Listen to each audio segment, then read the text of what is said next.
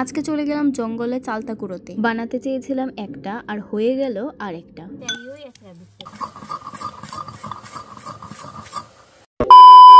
Hello everyone, কেমন আছো তোমরা? আশা করতেছি সবাই অনেকটাই ভালো আছো। কিন্তু সকাল সকাল ঘুম থেকে উঠা আমার যত কাজ আছিল আমি সবকিছু সেরা নিছি। তারপর আমি গেছিলাম একটু টিকলির কাছে, আর গিয়া দেখি টিকলি এখানে ভাত খাইতেছে। টিকলি জানো তো কিটা করছে? মানে আজকে রান্না করছে মাছ তরকারি, তাও আবার আলু দিয়া, আর তাই সব আলু বাচ্চা বাচ্চা লয়ে লাইছে। মানে তোমরা ভাবো আলু তাই কতটা পছন্দ করে। সুদ কত খান এতখান ভাত নি খাস এলে তো শরীরটা এমন। তারপরে আমরা দুই বোন মিলে কিন্তু বাইরে হয়ে গেছিলাম জঙ্গলে। আরে মানে চালতা কুড়াই দেয় আর কি। এক এক করে কিন্তু আমরা অনেকগুলি চালতা কুড়াই লাইছি, সেইটা আমরা এক্সপেকটেশনের বাইরে। আমরা তো ভাবছিলাম একটাও মনে হয় পাইতাম না। জানি না আমরা এতলা চালতা দিয়ে কি করব। সবগুলি চালতারে ভালো করে ধুইয়া সবগুলির বালতির মধ্যে নিয়ে কিন্তু আমরা গেছি সামনের দিকে। আমরা প্ল্যান করতেছিলাম আজকে যেহেতু সবাই ফ্রি আছি, তার লেগে চলো একটু চালতা মাখা খাওয়া যাক। তারপর আর কি, আমরা বাঙালি বস, আমরা যেমন কথা তেমন কাজ তো হইতেই লাগবো। তারপর একে একে আমরা বয়ে গেলাম সবকিছু প্রিপারেশন করতে।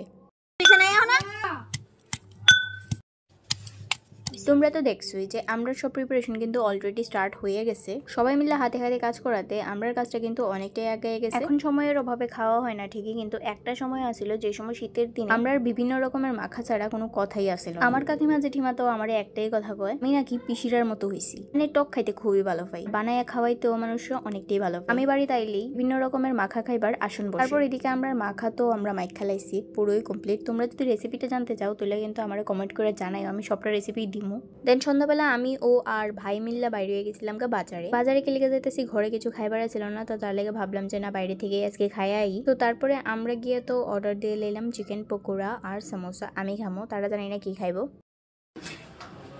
দেখো এখানে আমার চিকেন পকোড়া আর সমোসা অলরেডি আয়া পড়ছে। দেন আমরা খাওয়া দাওয়া সেরে আমরা গেছিলাম একটু লাইটিং এর ব্যবস্থা কিনতে। কালকে হইতেছে দিওয়ালি, আর বাড়িটার যদি একটু লাইটিং না করা হয় কিভাবে হইব কৌতো। আর বাজারে আজকে লাইটিং এর যে দাম মনে হয় না কিনতে পারবো কইরা। দেন বাড়িতে আয়া আমি বসাই দিয়েছিলাম একটু চালতার আচার করবো কইয়া। দেন এখানে আমি জিরা, মৌরি, শুকনা লঙ্কা, মেথি এগুলির সবগুলির ভাইজা নিছি। চলো এখন আচারটা বানানোর প্রিপারেশনটা স্টার্ট করি। তারপর তেলের মধ্যে একটু পাঁচফোড়ন দিয়া আমি কিন্তু চালতাগুলির ভাইজা নিতেছিলাম লবণ আর হলুদ দিয়া।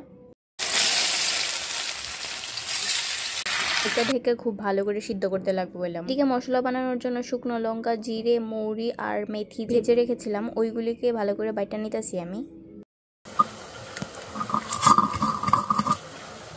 এদিকে কিন্তু মশলা বানানো আমার পুরোটাই কমপ্লিট। তারপরে মশলাগুলিতে এটার মধ্যে দিতে লাগবো। প্রথমে আমি দিয়ে নিছি চিনি, তারপরে দিয়ে নিছি আমার এই ভাজা মশলাটা।